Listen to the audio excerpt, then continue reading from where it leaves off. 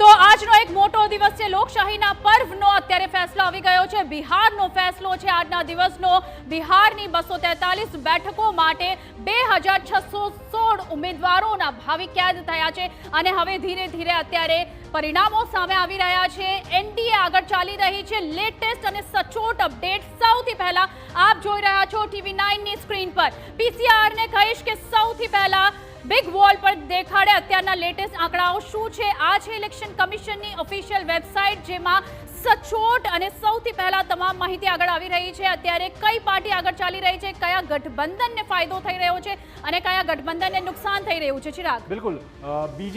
બીજેપીના જે લીડિંગ ઉમેદવારો છે 21 બેઠકો પર ભાજપના ઉમેદવારો અત્યારે આગળ ચાલી રહ્યા છે જેડી જનતા દળ યુનાઇટેડ જેડીયુના 16 ઉમેદવારો આગળ ચાલી રહ્યા છે આ ઉપરાંત આરજેડીની વાત કરીએ તો 8 બેઠકો પર આરજેડીના ઉમેદવારો આગળ ચાલી રહ્યા છે લોક જનશક્તિ પાર્ટી રામવિલાસ પાસવાન એલજેપીની પાર્ટીના 4 ઉમેદવાર અત્યારે આગળ ધપી રહ્યા છે કોંગ્રેસની વાત કરીએ 3 બેઠકો પર તેમના ઉમેદવાર આગળ ચાલી રહ્યા છે જ્યારે કે સીપીઆઈ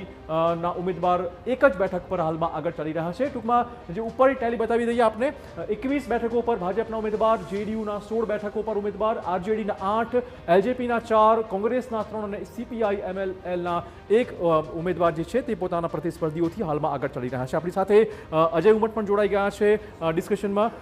સૌથી પહેલા તો સવાલ અજયભાઈ જે રીતે અત્યારે આંકડા આવી રહ્યા છે લાગે છે કે પુનરાવર્તન નક્કી થઈ રહ્યું છે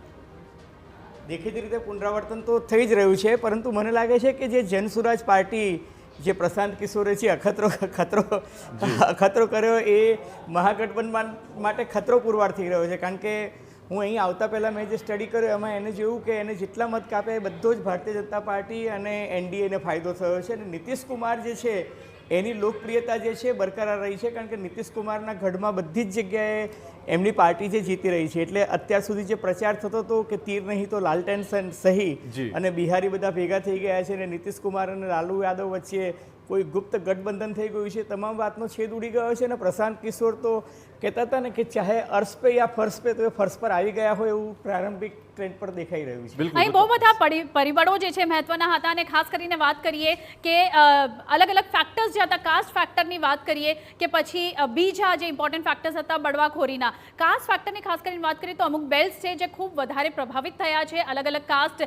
જેમ કે યાદવ કાસ્ટ હોય કે બીજી કાસ્ટ હોય કે બાહુબલી ફેક્ટર હોય તમને શું લાગે છે આ ફેક્ટરનો પ્રભાવ આ વખતની ચૂંટણીમાં કેટલો જોવા મળશે હું તમને કહું યાદવ મતો જે છે એનું વિભાજન થયું છે જ્યારે મલ્લા વોટ જે છે મલ્લા વોટનું પ્રભુત્વ લગભગ 20% જેટલું હતું ને મલ્લા વોટવાળા જેટલા પણ વિસ્તાર મેં જોયા એ બધી જ જગ્યાએ એનડીએ આગળ ચાલી રહ્યું છે એનો અર્થ એ કે કાસ્ટ કોમ્બિનેશનમાં પણ ભારતીય જનતા પાર્ટી જે મહેનત કરી હતી એ સફળ નીવડી છે અને મુસ્લિમ યાદવની જે વોટ બેંક હતી એ ધાર્યું પરિણામ તેજસ્વી લાલુ યાદવ અને કોંગ્રેસ પાર્ટી માટે નથી લાવી શકી એથી પણ મોટું જેનજી ફેક્ટરની જે વાત કરતા હતા એની કરતાં મહિલાઓ વધુ હાવી નીકળી હોય એવું દેખાઈ રહ્યું છે બ્રેક પહેલા આપણે વાત કરતા હતા કે જે મહિલા વોટર ટર્નઆઉટ લગભગ 71% આસપાસ મહિલાઓ બહાર નીકળી અને વોટિંગમાં ભાગ લીધો છે એટલે મહિલા જે વોટર્સ છે એનો ફાયદો કોને થતો દેખાઈ રહ્યો છે એનો ફાયદો દેખીતી રીતના ભારતીય જનતા પાર્ટી અને નીતિશ કુમાર એટલે કે વડાપ્રધાન નરેન્દ્ર મોદીની ઇમેજ નીતિશ કુમારની ઇમેજ એ બંનેનો ફાયદો જે છે મહિલા મતોને આકર્ષવામાં થયો છે અને એટલે જ તમે જુઓ કે એનડીએ ને દારૂબંધી વાળું ફેક્ટર ક્યાં કામ કરી રહ્યું છે બાહુબલી વાળું ફેક્ટર દારૂબંધી વાળું ફેક્ટર જે મહિલાઓને સ્પર્શતું ફેક્ટર હતું જો હું તમને કહું કે કોઈ દારૂબંધી ફેક્ટર ચાલ્યું નથી નીતિશ અને નરેન્દ્ર મોદી ડબલ એન્જિન વાળી વાત જે છે એ જ ચાલી છે ને એટલે જ આ પુનરાવર્તન દેખાઈ રહ્યું છે અને બિહાર એક એવું રાજ્ય છે ઓડિશાની માફક કે જ્યાં રાજસ્થાનની માફક દર 5 વર્ષે રોટલી તવા પર બદલી નથી નાખતા લોકો